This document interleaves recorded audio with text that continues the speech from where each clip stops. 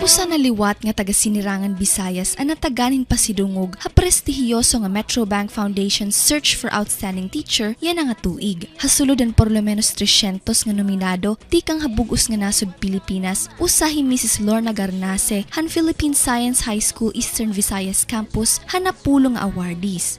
Mahihinumduman nga pareho nga pagkilala ang nakarawat ang Taclobanon nga hi Mrs. Janeth Morata Fuentes han tuig 2010.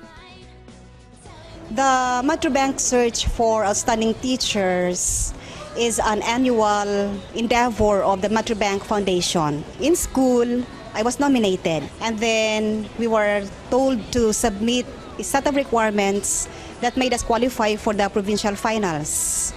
Our requirements, documents submitted are evaluated, they are assessed. And since I qualified for the next level, which is the semifinals, so I was informed that I qualified for the semi-final judging and that I had to submit another set of documents and then be in Manila at METROBANK Plaza for the teaching demonstration and final interview.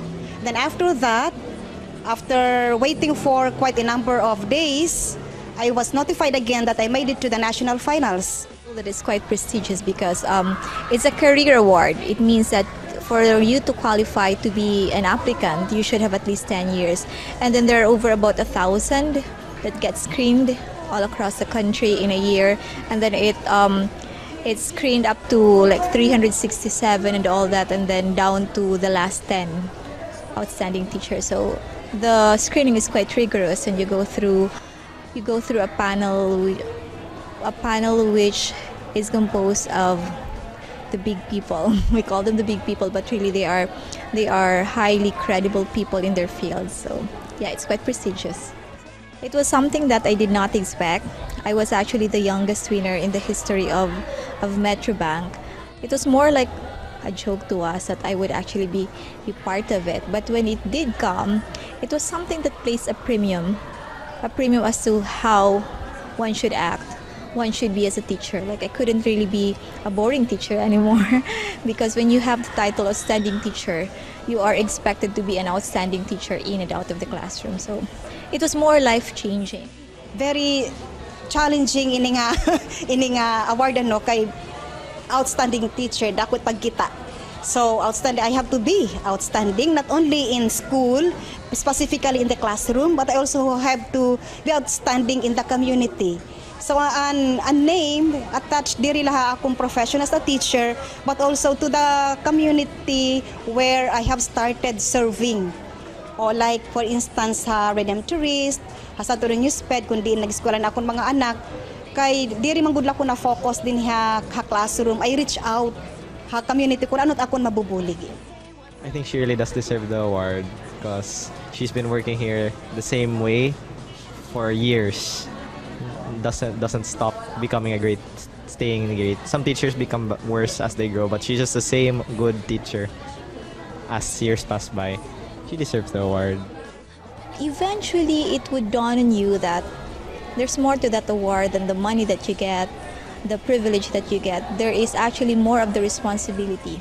So it became like a pressure because after the award, I had to work so much.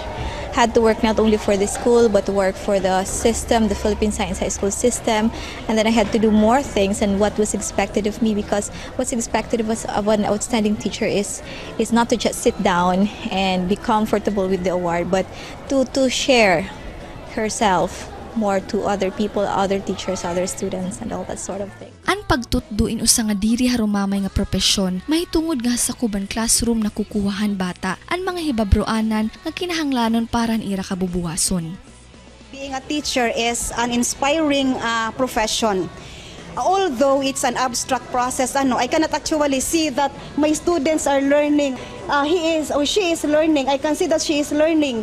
Itong pagtutdo, diri sugad dito nga itong engineer ba nga makikita mo nga agi successful it akong plano kay natindog na itong balay. Ha teaching diri sugad. I learned that from my prof ed teachers when I was in college Di ko talaga ito nangangalimtan nga abstract talaga itong teaching, di mo masasabtan. You can only know, you can only be given the feedback as to how you taught after years. Yan na, when my students come to thank me, that's a fulfillment.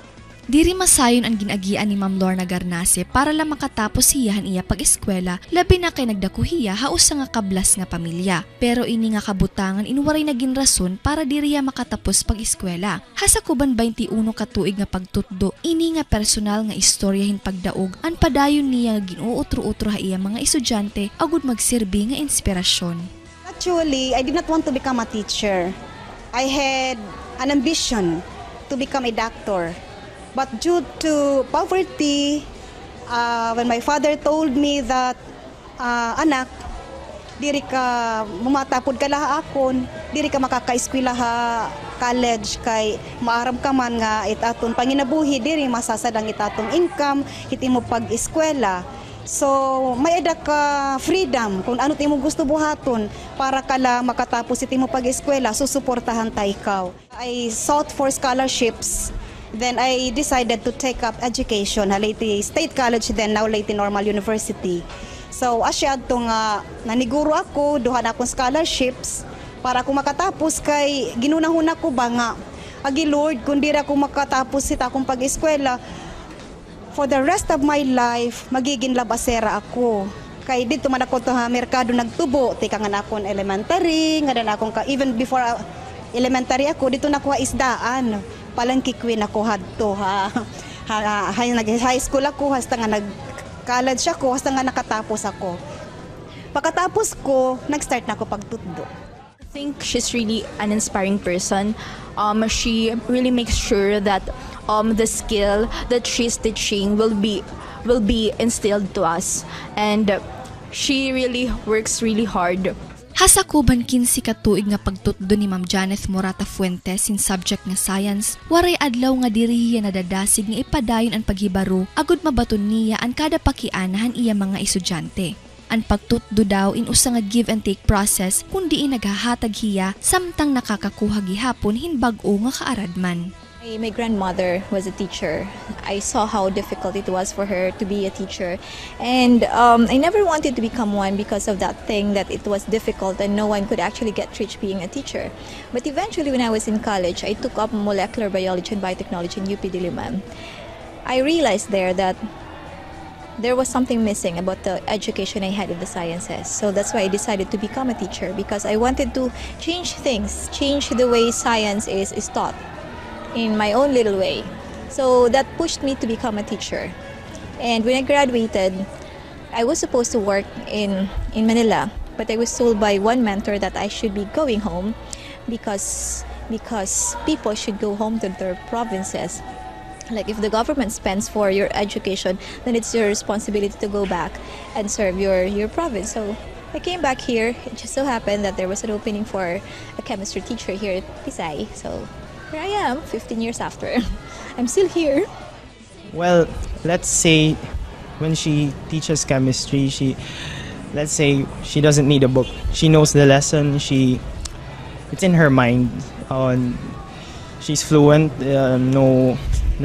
Whenever we ask questions, she's able to answer us. So everything's clear.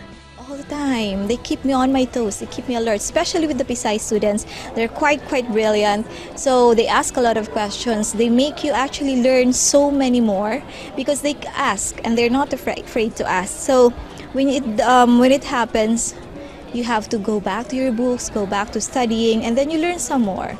And it's more of like, I don't believe in a classroom in which I will be the only one talking. I believe in a classroom that is a learning experience for both the teacher and the students. So I make my students do a lot of things in which they're the ones who discover what it is they would want to discover and want to learn. So yeah, I learn from them because they are quite adept with the technology they have now. They're quite adept at getting information, and so they get to tell me a lot of things, lots of interesting things that I wouldn't normally look for. So yeah, I learned from them a lot. Dakwit aton utang nga kaburuton ha mga teachers nga nagsirbi na gihapon nga ikaduhan naton nga kag-anak ka eskwelahan. May tungudan ira mga sakripisyo nga madara kita ha mastado nga dalan, padayon nira nga hihimuon an ira responsibilidad nga maghatag kalidad nga edukasyon. Dako nga dungog parahan Sinirangan Bisayas nga magkamay-adahin magkarit nga METROBANK outstanding teachers nga nagtututduhan aton mga kabataan. Ginkikilalahan I Love TACLOBAN ang serbisyo nga ginahatag hantanan nga kamaistrahan han Rehiyon 8. Nganhini, saludo kami ha iyo. I might forget the teachers who have shown me that, my teachers in the elementary.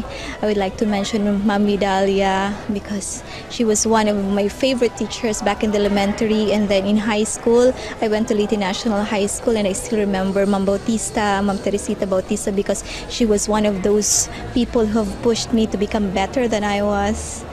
Yeah, I've also been lucky to have great mentors. So I have to thank them for making me, for me turning out to be this way. Excellence is not usually said just for lip service. You have to work for excellence all the time. But in working for excellence, you have to make sure that your integrity is intact. And you have to be honest about what you can do, what you cannot do. About your strengths and weaknesses. You have to be able to know your strengths and weaknesses so you will be able to harness them to their full potential. And of course, all the time, hard work. You don't have to be very intelligent, you don't have to be very rich, but if you have hard work, it's going to pay off in the future. Yeah, I actually want them to value the importance of education. They are aware, at ako mga estudyante din, they are very much aware how education can actually improve our existence din aton here in our community. And that they also have to, while they are educating themselves, dirilaan personal nga change that we also have to extend to help to improve the community where we belong. Great teacher for me is someone who could really teach the student not only the, let's say, the facts. They are able to really deliver the concept of what they're teaching, and then they know what they're doing. So that's the great teacher for me. Take a crazy chance.